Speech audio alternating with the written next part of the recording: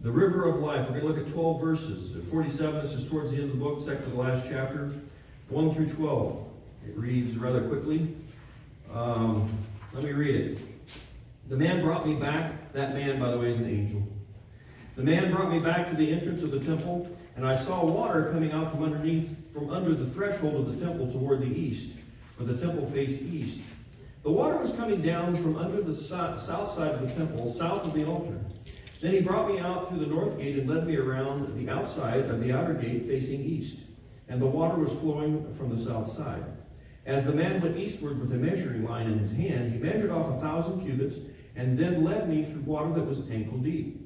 He measured off another 1,000 cubits, and led me through water that was knee deep. He measured off another 1,000, and led me through water that was up to the waist.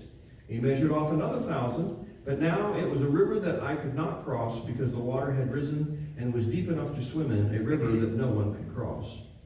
He asked me, "Son of man, do you see this?" Then he led me back to the bank of the river. When I arrived there, I saw a great number of trees on each side of the river.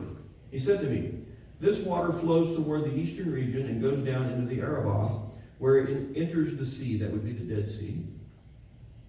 "When it empties into the sea, the water there becomes fresh. Swarms of living creatures will live wherever the river flows.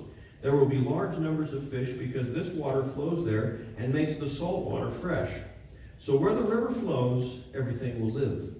Fishermen will stand along the shore, from En-Gedi to En-Glam.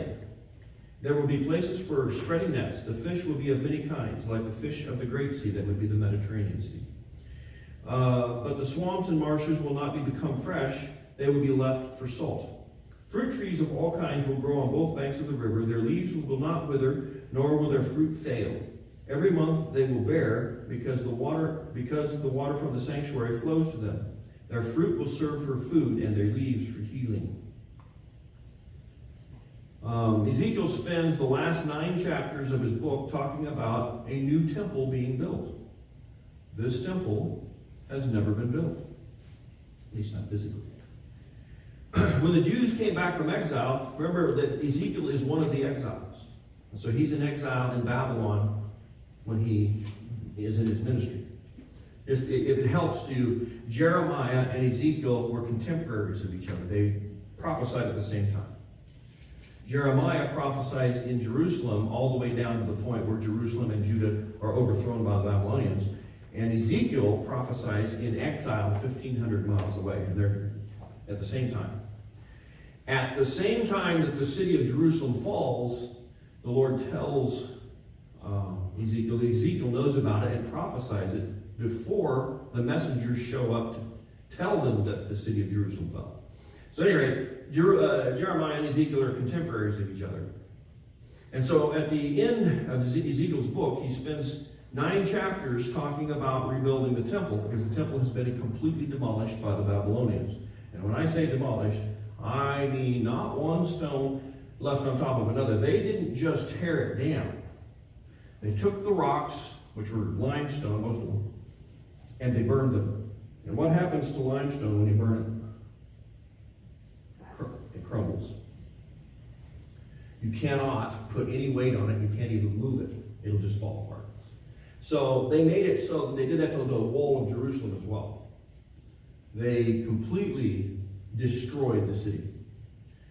God promises that the temple will be rebuilt, and he spends, think about this, 9 chapters telling Ezekiel in detail exactly how this temple is going to be rebuilt.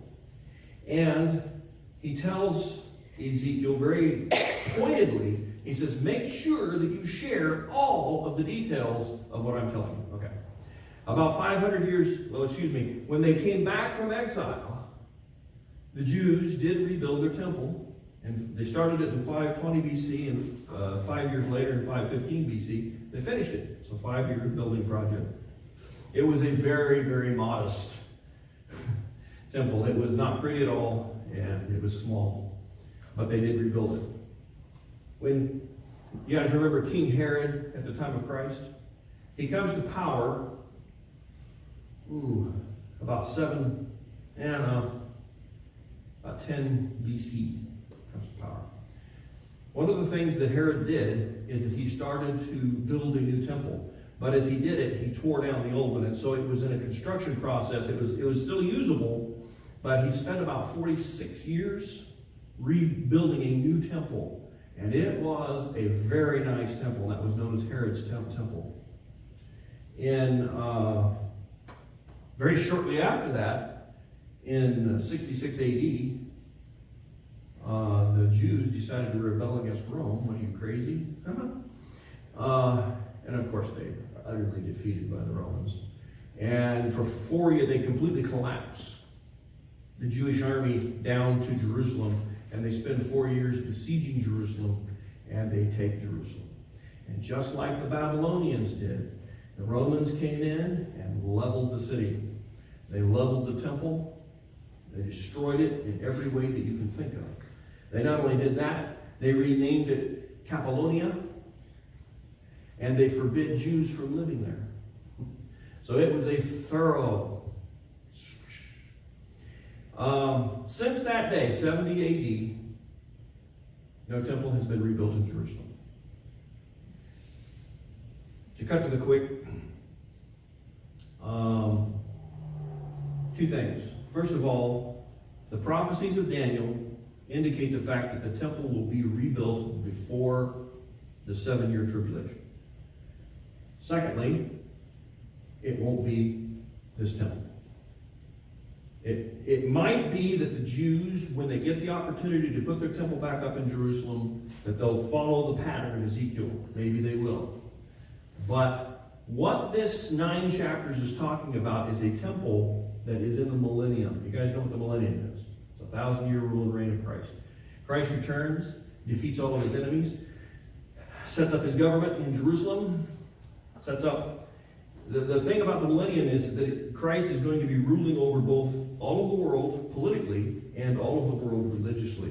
And he's going to be ruling over all the world religiously through another temple. How many have ever heard this? I've talked about this a little bit over the last 8 years, but not much. You guys heard this. Okay. What Ezekiel is talking about is another temple to be rebuilt at the time of Christ's beginning of his rule. There have been scholars and theologians, and I don't know if you guys are struggling with it right now. Maybe you're not. Maybe you are. I don't know. With the idea of another Old Testament temple in which there are sacrifices and feasts being built. When Christ died on the cross, he did away with the old sacrificial system. You guys know that, right? Especially in the book of Hebrews. But what is understood and accepted now, and I totally wholeheartedly agree with it, is that there will be a blending. God will take a function out of the old sacrificial system and blend it in with Christianity. How many have ever heard that before? Probably haven't. It's going to be a blending. In the millennium, you're going to have a blending of the two. And you say to yourself, well, that sounds a little blasphemous, a little sacrilegious. It's going to be undermining Christ's sacrifice on the cross. No. The sacrificial system will be set up in such a way that Christ ruling in Jerusalem, participating on both sides, on the political side and the religious side, will be there. The sacrifices will point to his sacrifice. It will be an exaltation of what he's already done. So I don't know if that makes any sense. I don't have time to preach that. That's a whole other sermon. And one might ask themselves, why would God do that? Why would God set up another temple? There are at least 3 reasons. And hear me when I say this. I preached on this when we did, you guys remember when we did the series, every chapter of the book of Revelation, all 22 chapters, we did 22 sermons on the book of Revelation. One of the things that we need to realize and recognize, well, let me ask the question. Is there a temple in heaven? Question. Is there a temple in heaven? Yes. Yes. It's still there. It's still functioning. When God gave Moses the plan for building the tabernacle, when God gives the plan to Ezekiel spending 9 chapters, about the same distance, by the way, in length, as he did for Moses, by the way. It's a pattern of what's already in heaven. Hear me when I say this. One of the most important truths I want you to capture this morning. The temple is a part of the worship of God. It's not just something that is relegated to the Old Testament system. Why? Because it's still there in heaven, and 13 different times in the book of Revelation, it references to the temple and the judgments of God's coming down to earth from that temple. And it references the accoutrements that are found there, which we're going to talk about here in a minute.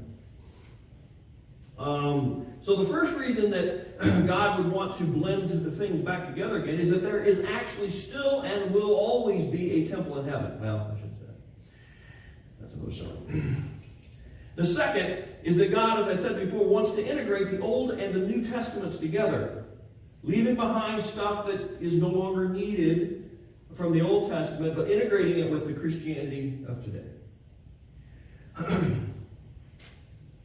And once again, that does not diminish the work of Christ in any way.